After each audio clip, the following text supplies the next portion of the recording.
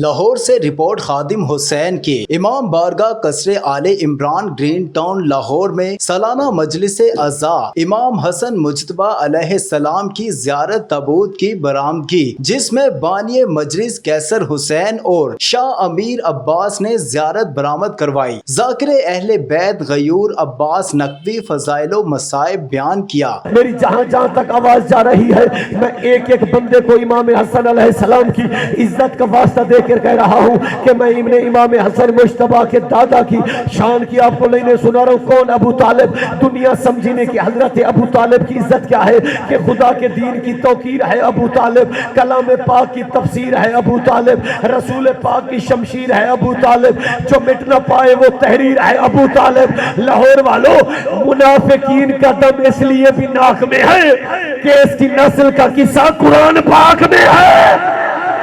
دونوں بازو بلند کر کے حیدر حیدر، سارے بول یا علیان یا علیان۔